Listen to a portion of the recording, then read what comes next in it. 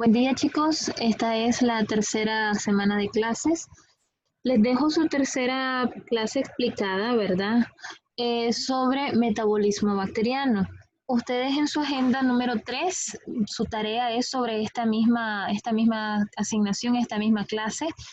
Entonces vamos a iniciar meramente pues aclarando lo que es el metabolismo bacteriano, por qué es importante, cómo obtienen la energía y todos los fenómenos que se dan. Entonces aquí les puse el metabolismo bacteriano. ¿Qué es eso? Es el proceso esencial que toda bacteria necesita elaborar, que toda bacteria necesita hacer. ¿Por qué? Porque mediante el metabolismo obtiene energía y nutrientes para poder vivir y para poder reproducirse. La bacteria, si no hace el metabolismo, simplemente no tendría razón de ser. Entonces, ahí les puse cuáles son las necesidades metabólicas. Es imprescindible de que nosotros comprendamos qué es el metabolismo y según eso entendemos que ellas necesitan producir nutrientes y necesitan producir energía. ¿Para qué? Para vivir. Es como nosotros, si nosotros no nos alimentamos, ¿de dónde vamos a obtener la energía? Y si no tenemos energía, ¿cómo va a funcionar nuestro organismo? Y si nuestro organismo no funciona, no estaríamos vivos. Entonces, igual aplica para ellas. Recuerden que aunque sean bacterias, son seres vivos. Entonces, aquí les puse, vamos a hablar primeramente de la nutrición. La nutrición es el proceso mediante el cual los seres vivos, en este caso aplicada a las bacterias, toman u obtienen sustancias químicas del medio en el que ellas están viviendo o reproduciéndose. Entonces, por ejemplo, si nosotros decimos infecciones de piel, las bacterias que están haciendo las infecciones de piel, ellas se están nutriendo de las sustancias químicas que encuentran en esa piel de la persona. Entonces, igual aplica en esta definición cuando yo les estoy dejando ahí sustancias químicas. No les estoy especificando cuáles porque eso depende del medio o del sitio de hábitat de estas bacterias. Les puse, esa parte que está en el cuadro café es la nutrición bacteriana y después les dejo un interrogante, ¿qué son los nutrientes? Son sustancias que se emplean en la biosíntesis o producción de energía. Cuando decimos bio, vida, síntesis, producción, entonces producción de la vida. ¿Cómo ellas pueden mantener la biosíntesis? ¿A través de qué? De la energía. Entonces, ¿para qué necesitan los nutrientes? Ahí se los dejé en el recuadro amarillo. Es necesario para el crecimiento y desarrollo de las bacterias. Así que la nutrición es un proceso elemental que obviamente se tiene que dar en el metabolismo bacteriano para que éstas puedan desarrollarse, puedan crecer, puedan vivir y puedan multiplicarse. Entonces, aquí les dejo en la siguiente, ¿qué necesitan las bacterias de nutrientes para vivir? Las bacterias deben obtener o producir carbohidratos, aminoácidos procedentes de las proteínas, los carbohidratos procedentes de lo que es el carbono, el nitrógeno, el hidrógeno y el oxígeno, y los lípidos, que prácticamente los lípidos son las grasas. Entonces las bacterias deben obtener o producir todas estas para poder tener nutrientes esenciales para su supervivencia. Ahí les puse las necesidades para su crecimiento, cuáles son el carbono, el nitrógeno, esas dos van incluidas en carbohidratos. Energía va incluido obviamente en carbohidratos, aminoácidos y lípidos. Necesitan, si ustedes se fijan, necesitan las mismas sustancias importantes que necesitamos nosotros como seres humanos para vivir. Nosotros necesitamos carbohidratos, nosotros necesitamos aminoácidos, las proteínas, necesitamos grasa, los lípidos. Entonces ellas no son la excepción. Necesitan para su crecimiento nitrógeno, carbono, energía y por supuesto agua. Entonces esos son componentes elementales para el crecimiento, estos que están en esta columna, y estos elementales para producir energía. Entonces aquí les puse también necesitan macronutrientes y necesitan micronutrientes, que en estas, las macronutrientes, tenemos de primer lugar los carbohidratos, son moléculas grandes, moléculas pesadas. Necesitamos proteínas, necesitamos lípidos o grasa, necesitamos agua para que ellas puedan terminar de desarrollarse y de crecer, necesitan fosfatos, necesitan sulfatos, necesitan estos cationes elementales, el potasio, el calcio, el magnesio, el hierro. Eso entra como macronutrientes. Micronutrientes que necesitan todos los cofactores enzimáticos, el cobalto, el zinc, el cobre, manganesio, el moderato, por lo menos esos compuestos químicos que necesitan para poder subsistir. ¿Cuál es la diferencia entre macros y micronutrientes? Tiene que ver con la magnitud del peso molecular de las moléculas, tiene que ver también con la parte elemental o esencial que tenemos entre los macros y los micros. Los macros son moléculas importantes, elementales, esenciales que necesitan las bacterias. En cambio, los micronutrientes son que no todas lo necesitan para vivir. Es decir, no todas las bacterias necesitan el zinc, el cobre, el manganeso, el moderato para poder desarrollarse. Requiere de mayor utilización, de mayor consumo de los macronutrientes como estos para que ellas puedan desarrollarse y subsistir. Aquí en esta lámina les dejo meramente, ¿verdad?, los factores de crecimiento. ¿Qué factores necesitan las bacterias para poder cumplir su metabolismo? Necesitan vitaminas, no se asusten, necesitan, por ejemplo, el complejo B, necesitan, por ejemplo, la vitamina C para poder desarrollarse. No todas, pero sí necesitan vitaminas para poder subsistir en sus medios. Por ejemplo, la vitamina C, ácido ascórbico, permite un medio ácido y hay ciertas bacterias que necesitan ese tipo de medio para subsistir. Aminoácidos esenciales, eso significa la doble A que les estoy dejando, AA, aminoácidos esenciales. Requieren o necesitan de las bases púricas y pirimidínicas, que prácticamente pues lo que son las bases púricas y pirimidínicas son parte del ADN. Entonces, cuando yo les pongo acá bases púricas y pirimidínicas, necesitan los elementos esenciales del ADN. ¿Cuáles son? Adenina, citosina, timina, guanina. Entonces requiere de estas sustancias para que termine de desarrollarse. Asimismo, requiere factores como el factor 10 y el factor 5. Por ejemplo, en el caso de las bacterias que trabajan con los factores de coagulación, que son estos, el 10 y el 5. Hay más, pero estos son los factores elementales para que ellos puedan crecer.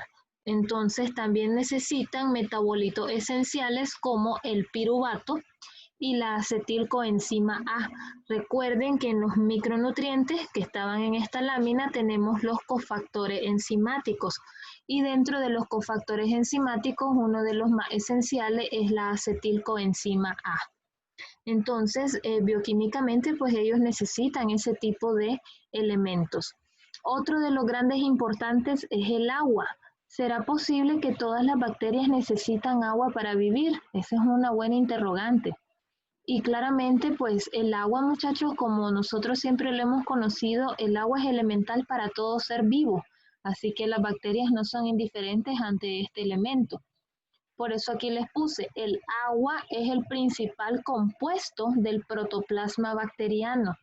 Así de que tenemos que tener en consideración que las bacterias necesitan agua para vivir, necesitan agua para su componente principal en el protoplasma. Es el medio donde se dan las reacciones biológicas bacterianas, así que es elemental que requieran de agua. Otra cosa, permiten la hidratación de la bacteria. Permiten de que ésta no esté con problemas de deshidratación, que mantenga el adecuado funcionamiento y comunicación entre los organelos que tiene.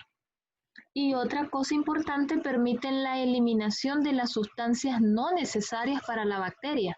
Es como por así comprender para nosotros la orina. La orina en su mayor composición es agua y a través de ella se eliminan los desechos que nuestro organismo no necesita. Entonces, de igual forma, la bacteria necesita eliminar todos sus desechos a través de agua. Entonces, aquí les puse algo muy importante. Nosotros tenemos agua para la bacteria, ¿verdad?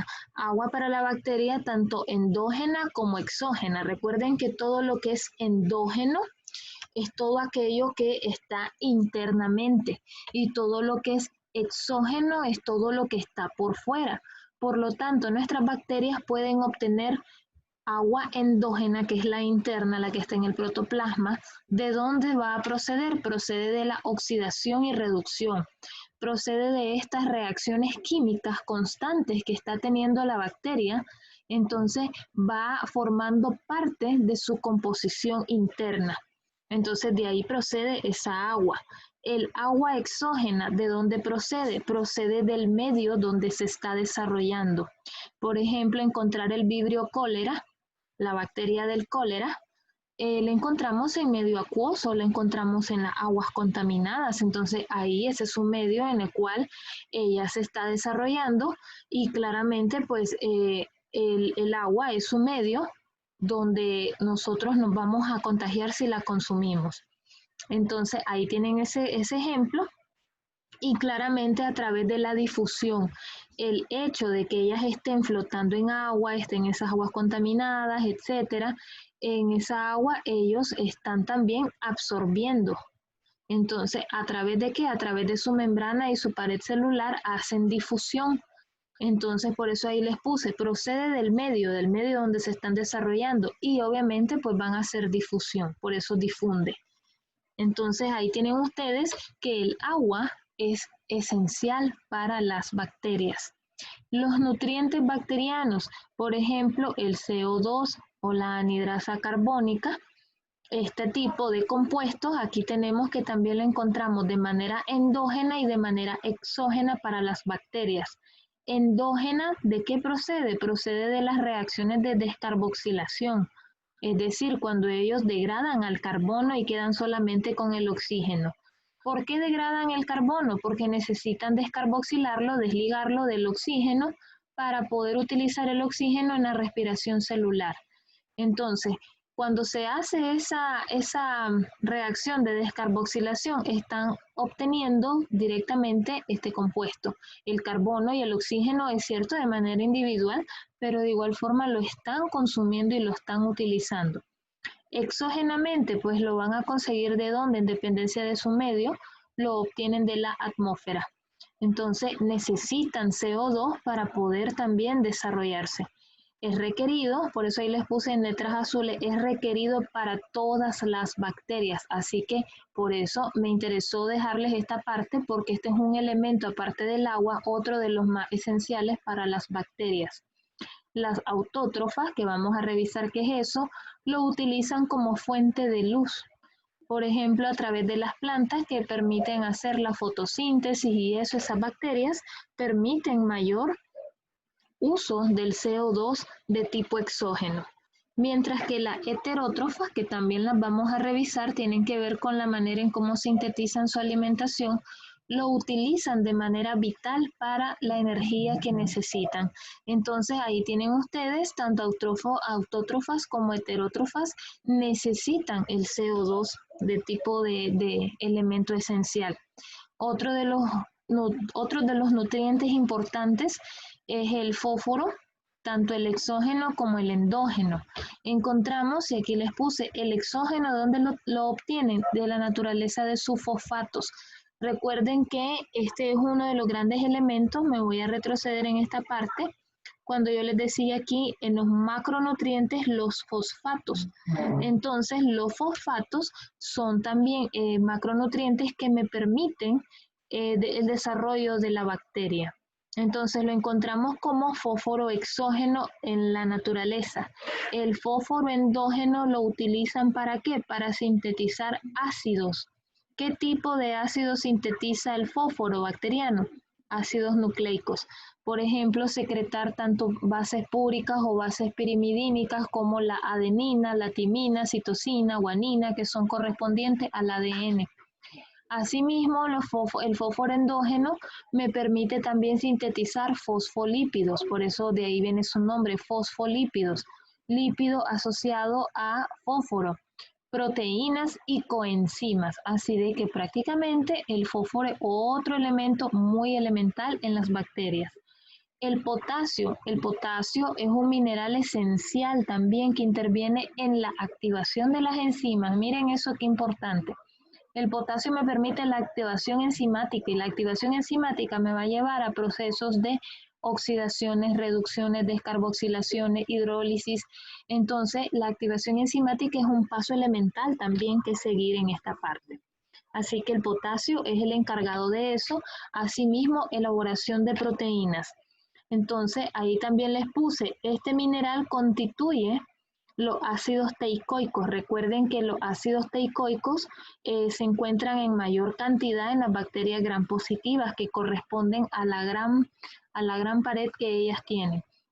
Entonces, para que ahí pues vamos conectando lo que vamos aprendiendo de la clase anterior. Les dejo otro elemento importante, lo que es el magnesio. ¿El magnesio para qué sirve para las bacterias?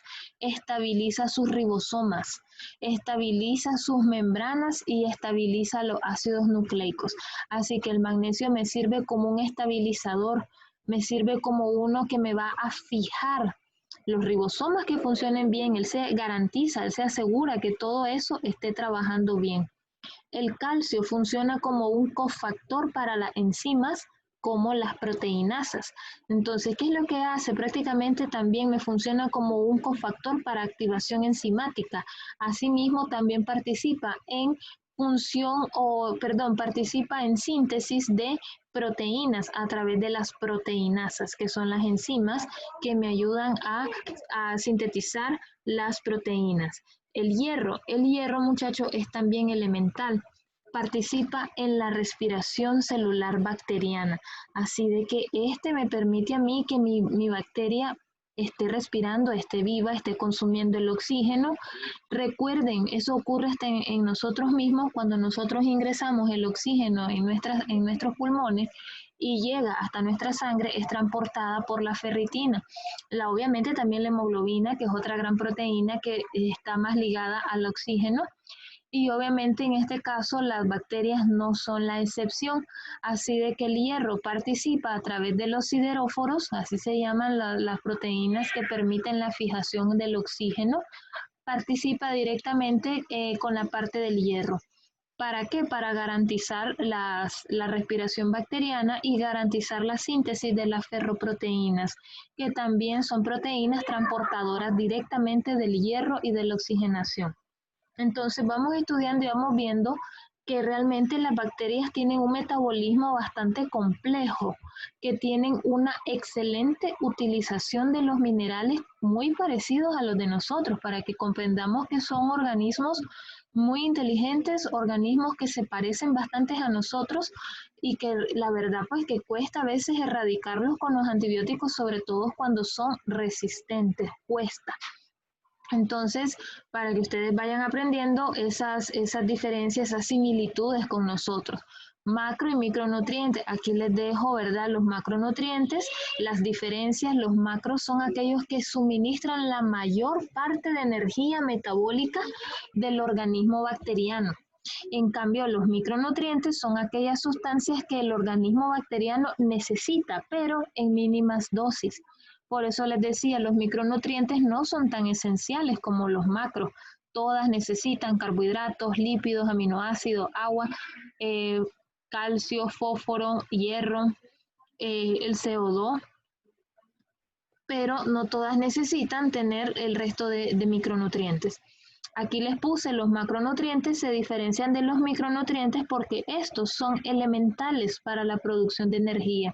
Es decir, si yo no consumo macronutrientes como bacteria, yo no voy a tener la energía suficiente para reproducirme y vivir. En cambio, los micronutrientes son indispensables, claro que sí, pero en mínima dosis y me van a permitir los diferentes procesos metabólicos y bioquímicos. Así que sí los necesitan, pero es por añadidura, como decimos a veces. Son más elementales y más sólidos lo que son los macronutrientes. Entonces ahí les dejo esa diferencia.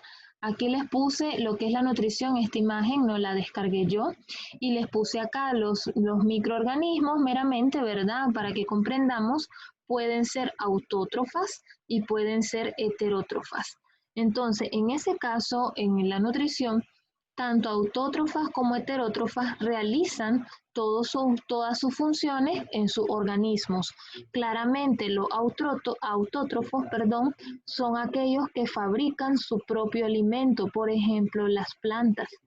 En cambio, los heterótrofos somos como nosotros, son aquellos que no tienen la capacidad o no tenemos la capacidad de fabricar nuestro propio alimento. Por ejemplo, nosotros los seres vivos, los animales, el ser humano. Entonces, en este caso, las bacterias pueden ser tanto autótrofas como heterótrofas. Ellas tienen algunas, ¿verdad?, la capacidad de producir sus propios alimentos y otras que necesitan consumir alimentos producidos por otros microorganismos, que en ese caso pues nos utilizarían a nosotros los humanos como sus huéspedes y que obviamente se pueden inclusive alimentar de nosotros. Entonces aquí también aparece en este organigrama la nutrición se realiza en las células, las plantas y los animales. En el caso de las plantas, mediante los organelos celulares, las plantas mediante la fotosíntesis, los animalitos mediante los órganos y los sistemas. ¿Mediante qué más necesito para poder cumplir con la nutrición? En el caso de los organelos celulares de la célula, mediante ósmosis, fagocitosis, pinocitosis, difusión, es decir, los transportes, tanto activos como pasivos. En las plantas, la fotosíntesis requiere de sus etapas, en la cual absorben los nutrientes, los conducen y fabrican el alimento. En el caso de los seres vivos, tienen que intervenir la ingestión, es decir, la manera en que lo ingresan a su organismo, la digestión, la absorción y por último la eliminación. Entonces, nosotros nosotros hacemos nutrición por células y hacemos nutrición como ser vivo, como organismo con sistemas y aparatos. Entonces, en el caso de las bacterias, ellas hacen obviamente el de organelos celulares, pero pueden a su vez también ser autótrofas y heterótrofas, así que ellas tienen mucha más fuerza que nosotros en ese sentido. Aquí les puse las bacterias heterótrofas, la mayoría, esto se los aclaro, la mayoría de las bacterias son heterótrofas. Tal vez entre un 80-85%, el resto son autótrofas. Entonces, las heterótrofas vienen a partir de sustancias fabricadas por otros seres vivos. Suelen utilizar la energía solar o producto de reacciones químicas para poder sintetizar la energía. Y en este caso nosotros estudiamos bacterias saprófitas, simbióticas y parasitarias. En el caso de las saprófitas, aquí por eso se las abrí, las saprófitas son aquellas bacterias que se alimentan de la materia orgánica sobre la que viven. Igualmente hacen reciclaje de esta materia. Entonces ahí tienen, esas son las saprófitas, por ejemplo, que yo les diga, Staphylococcus aureus funciona como saprófita. En nuestra piel se alimenta de nuestra materia orgánica, de nuestros desechos, se alimenta de ello y no nos causa enfermedad. Siempre y cuando no tengamos una alteración, porque cuando nosotros ya tenemos una alteración en la piel, por ejemplo, que nos hacemos un rascado, nos hacemos una lesión grande, empieza una pequeña llaguita, una pequeña úlcera, llegan nuestras mismas bacterias de estafilococo y pueden colonizar en el sitio, en el área, y generar una infección de piel. Entonces, en ese caso, mis bacterias saprófitas ya no son saprófitas, ya se volvieron patógenas, es decir, que pueden tener la capacidad de producir enfermedades. Tenemos las bacterias heterótrofas simbióticas, que estas son las que viven en simbiosis con otros microorganismos. Es decir, ¿qué significa simbiosis? Que ellas pueden tener una relación con otras, pero que se van a beneficiar de ellas, no le van a hacer daño. Por eso ahí les puse, viven en simbiosis con otro organismo en la cual ambos salen beneficiados. No te va a causar enfermedad, usted necesita de esas bacterias y las bacterias necesitan de usted. Como por ejemplo, igual aplicando Staphylococcus aureus, nosotros necesitamos bacterias que nos limpien los desechos de nuestra piel. Y claramente ellas necesitan alimentarse, entonces estamos en una simbiosis de ese tipo. Parasitarias. Las parasitarias, en este caso, toma el término de parásito en el sentido de que funcionan como huésped, pero realmente las bacterias no son parásitos, ¿ok? Quiero aclarar esa parte ahí. Entonces, las bacterias heterótrofas de comportamiento parasitario viven a costa de otros seres vivos, pero estas sí causan enfermedad o inclusive la muerte. Por ejemplo, en el caso de Staphylococcus aureus, que puede tener un comportamiento tanto saprófito simbiótico como un comportamiento parasitario que te puede enfermar. Entonces les estoy dando el mismo ejemplo aplicado a los tres tipos. En este caso, si yo tengo una lesión en la piel, una dermatitis, me estoy rascando, me hago una llaguita, esa llaguita se empieza a crecer, obviamente mis bacterias que eran buenas, entre comillas, ahora me están haciendo una lesión y claramente pues me voy a enfermar. Entonces, si yo no me trato la infección de piel, esta va a crecer, va a aumentar, las bacterias van a lograr entrar al torrente sanguíneo y me van a causar una septicemia, que es una infección generalizada, y me voy a morir. Entonces, en ese caso, ese es otro ejemplo del tipo parasitaria, de cómo las bacterias pueden causar el daño alimentándose del huésped y claramente enfermándolo o terminando con su vida. Tenemos también las bacterias autótrofas. Estas crean sustancia orgánica a partir de otras sustancias, pero que sean de materia inorgánica. Entran los grupos de las cianobacterias, las bacterias verdes, las bacterias púrpura, entran en estas áreas. Estas pueden ser fotosintetizantes, como por ejemplo las que están en las plantas, que te ayudan a hacer la fotosíntesis, y las quimiosintetizantes, que necesitan utilizar sustancias químicas para sintetizar otras sustancias elementales. Entonces, en este cuadrito, en este organigrama, perdón, aquí ustedes tienen, esto no lo hice yo, lo descargué, me gustó porque está completo. Tenemos tanto las fuentes de carbono para autótrofos como heterótrofas, las cuales las autótrofas utilizan el carbono inorgánico. ¿Para qué? Para sintetizar otra sustancia. Estas, las heterótrofas, necesitan compuestos orgánicos, como por ejemplo la glucosa, para funcionar o trabajar. Observen acá que en este caso los fotótrofos y los quimiótrofos, que eran parte de las autótrofas, necesitan utilizar los foto viene de luz, fotótrofos utilizan la luz, los quimios necesitan reacciones químicas u otras sustancias químicas para cumplir con sus reacciones, para cumplir con su crecimiento. Los fotótrofos producen oxígeno y también hay otra parte en la que no producen oxígeno. Los que lo producen se conocen como oxigénicos y los que no producen como anoxigénicos. De los quimiótrofos, que son a partir de reacciones y sustancias químicas, tenemos de compuestos orgánicos y de compuestos inorgánicos. De los orgánicos tengo los quimio-organótrofos y de los compuestos inorgánicos tengo los quimiolitótrofos. Y prácticamente pues sus diferencias, esto no se lo voy a preguntar, pero claramente pues sus diferencias están plasmadas a la función principal. Es decir, autótrofos que pueden tener los fotótrofos y los quimiótrofos, acá así como se los puse acá, las fotosintetizantes y las quimiosintetizantes, que estas me van a ayudar a través de la energía a producir la luz y estas me ayudan a producir reacciones químicas, así como están acá. Entonces ahí tienen ustedes por lo menos esa parte que ustedes manejen de esa nutrición.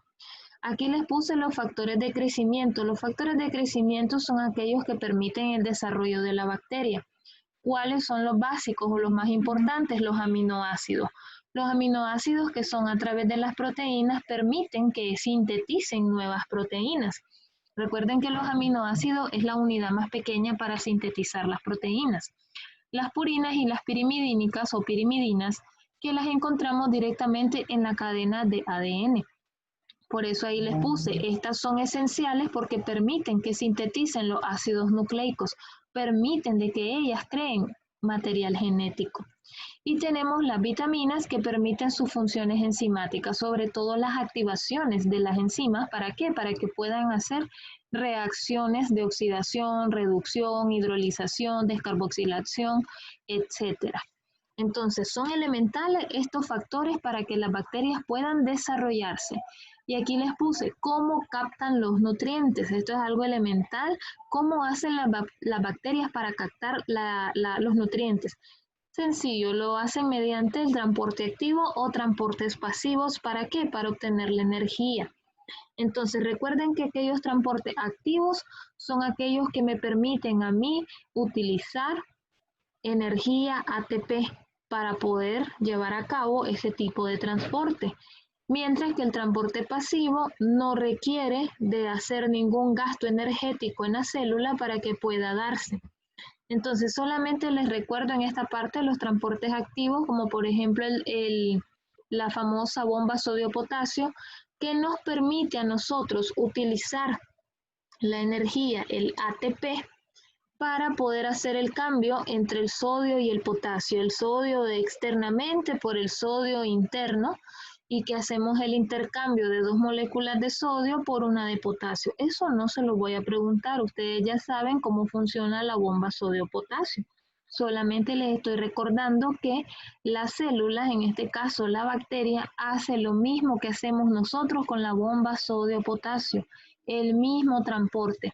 Necesita hacer reacciones de fosforilación para poder formar la molécula de ATP a partir del ADP y de un fósforo que necesita unirse esta acá para formar la molécula de energía de ATP, pueda pagarle al transporte, que en este caso es la proteína integral, y pueda hacer el cambio, pueda hacer el proceso de entre el sodio y el potasio. Entonces, recuerden nada más esa parte, eso no se lo voy a preguntar, solamente pues que ustedes estén claros, que ustedes manejen que tenemos nosotros el mismo mecanismo de transporte activo para las bacterias. De igual forma, el transporte pasivo, que es aquel transporte en la cual yo no necesito energía para poder funcionar. Es decir, aquí las sustancias entran desde el medio de afuera, el medio externo, al medio interno, mediante difusión, puede ser mediante la ósmosis, es decir, que las moléculas simplemente van a entrar, van a difundir en las membranas, o simplemente también que utilicen, que también es pasivo, las proteínas integrales o los canales iónicos para poder dejar pasar las moléculas desde afuera hacia adentro de manera que no gaste energía. Entonces, para que ustedes ahí sepan esa parte, las bacterias actúan con los 2 tipos de transportes. Son muy inteligentes en el sentido de que se parecen bastante a nuestras células eucarióticas. Entonces, aquí les puse esto también, el metabolismo nosotros lo clasificamos en, de aquí viene el término de aerobios y anaerobios para los microorganismos. Entonces, el metabolismo puede clasificarse como aerobio y anaerobio. Cuando decimos aerobio, necesita o emplea respiración. Cuando decimos anaerobio, necesita o emplea fermentación. Esa es la diferencia entre uno y otro. Este requiere de oxígeno para poder funcionar, por eso se llama aerobio. Aero viene de aire y anaerobio viene sin oxígeno. Entonces, en este caso, este tipo de metabolismo que hacen estas bacterias, las bacterias anaerobias, hacen fermentación y no requieren de oxígeno para poder llevar a cabo su metabolismo, a diferencia de las bacterias anaeróbicas. Las bacterias anaeróbicas sí necesitan de oxígeno, como por ejemplo, las bacterias que causan las neumonías necesitan un medio donde hay rico oxígeno, como por ejemplo las vías respiratorias. Están en el hábitat correcto para que puedan desarrollarse. Entonces, por ejemplo, Haemophilus influenzae, los neumococos, son bacterias que les gusta el oxígeno. Entonces, son bacterias aeróbicas. En cambio, las bacterias anaeróbicas no requieren de oxigenación. ¿Dónde las podemos encontrar? Las podemos encontrar en el tracto digestivo, en los intestinos, en el colon, que obviamente pues ahí hay una poca cantidad, no es que no haya oxígeno, claro que sí, pero no se compara la cantidad de oxigenación que hay en el cerebro, que hay en los pulmones, que hay en el corazón, en relación a los intestinos. Entonces, ahí tienen ustedes esa diferencia y aquí también estudiamos los bacterias aeróbicas estrictas, bacterias anaeróbicos estrictos, anaeróbicos aerotolerantes y anaeróbicos facultativos. Dentro de los aerobios estrictos, ahí por eso les puse, requieren de oxígeno, estrictamente necesita oxígeno, porque si no tiene oxígeno, no prolifera. Por eso ahí lo corrigen, no prolifera en ausencia de oxígeno. Aquí en esta parte me le agregan la A, por favor. No proliferan en ausencia de oxígeno. Los anaerobios estrictos son aquellos que no necesitan oxigenación para vivir.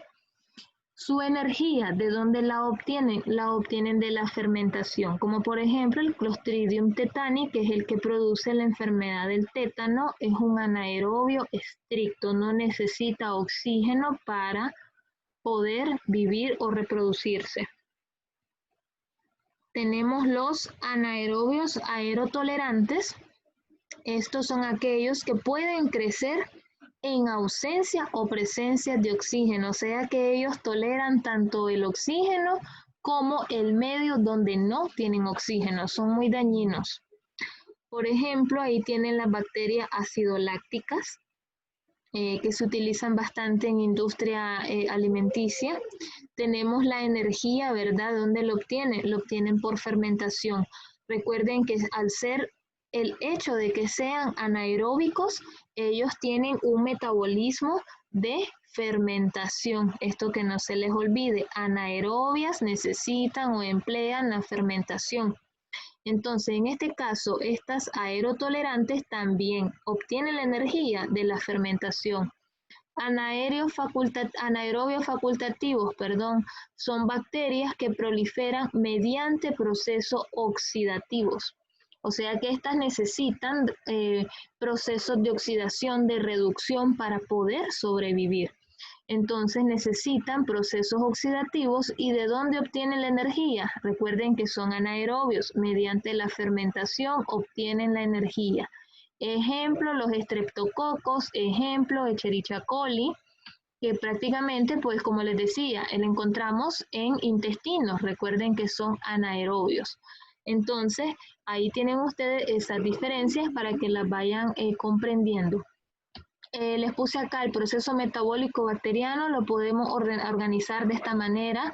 Necesitamos un ambiente extracelular, claramente, donde ellas puedan desarrollarse. Asimismo, una vez que ellas encuentran el ambiente, necesitan expresar sus enzimas específicas para la activación enzimática y puedan ejercer reacciones de hidrólisis, reacciones de descarboxilación, oxidación, reducción, etc. Necesitan utilizar ese tipo de reacciones en el caso de la hidrólisis. ¿Para qué? Para degradar los macro y los micronutrientes. ¿Para qué los va a degradar? Para consumirlo. ¿Y para qué los va a consumir? Para crecer, para desarrollarse y para vivir, para fortalecerse. Entonces, en ese caso, una vez que hacen la hidrólisis de macro y micronutrientes, se alimentan. ¿Cómo se van a alimentar? Recuerden que ellas pueden utilizar los transportes tanto activos como pasivos. ¿Para qué? Para llevar a cabo la sustancia hacia su citoplasma, hacia el interior de su compuesto, hacia su citoplasma, para poder ejercer las funciones.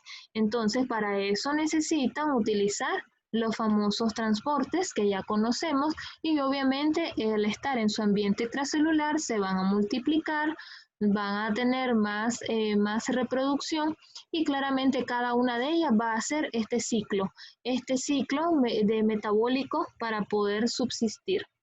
Aquí les dejo también los tipos de metabolismo. Esto sí lo pregunto también.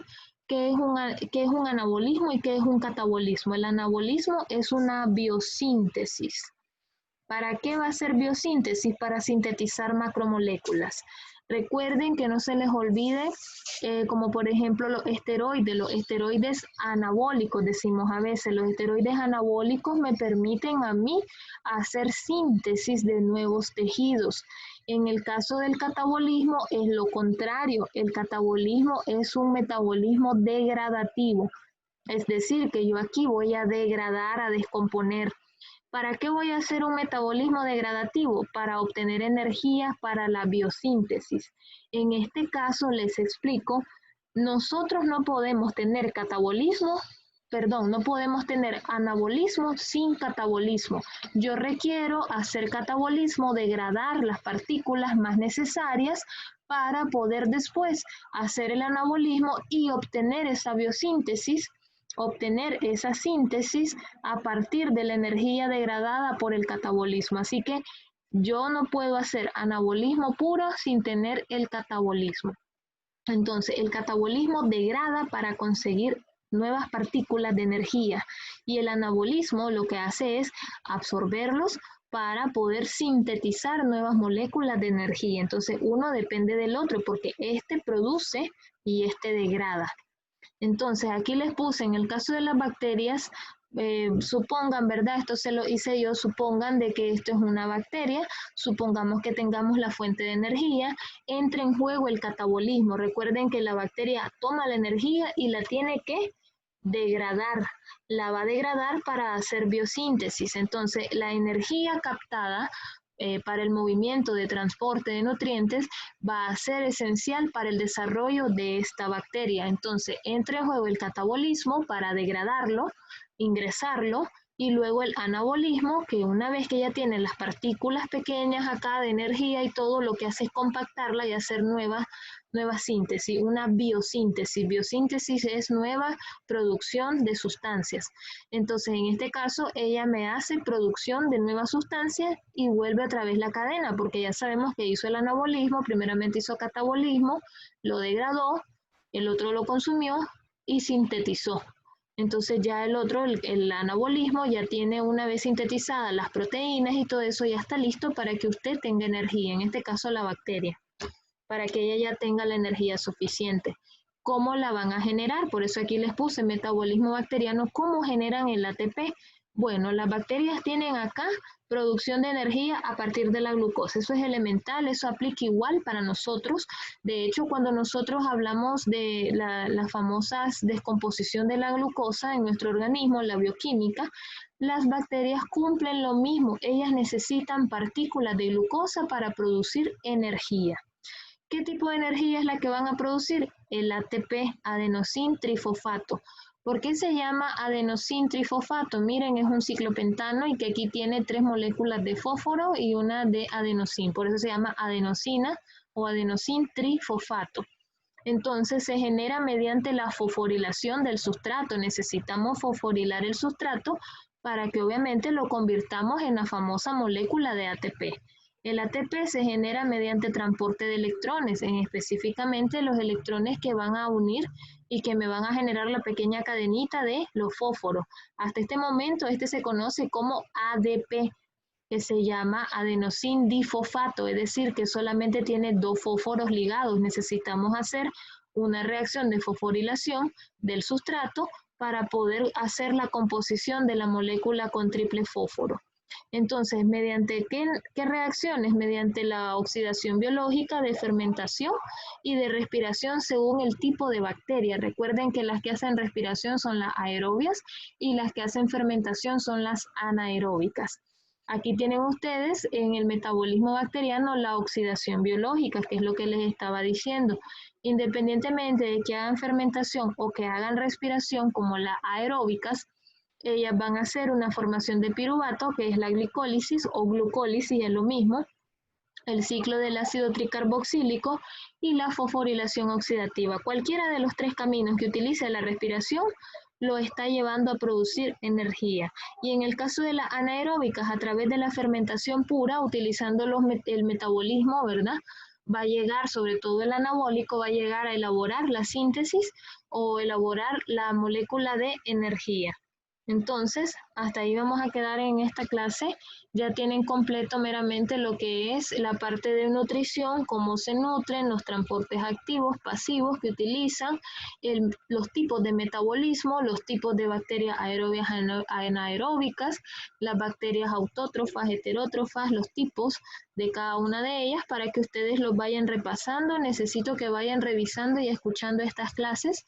Y aquí les dejo una pequeña frase para ustedes para conseguir el éxito, ¿verdad? Usted tiene que, tu deseo de éxito tiene que ser mayor que tu miedo al fracaso. Entonces, todo esfuerzo siempre requiere una recompensa y aquí el esfuerzo de ustedes es el estudio que les va a conllevar el día de mañana a coronar su carrera. Entonces, chicos, éxito siempre, ¿verdad? Ustedes pueden, son muy capaces y ya me voy despidiendo de ustedes. Nos seguimos viendo para el siguiente encuentro. Saludos a todos.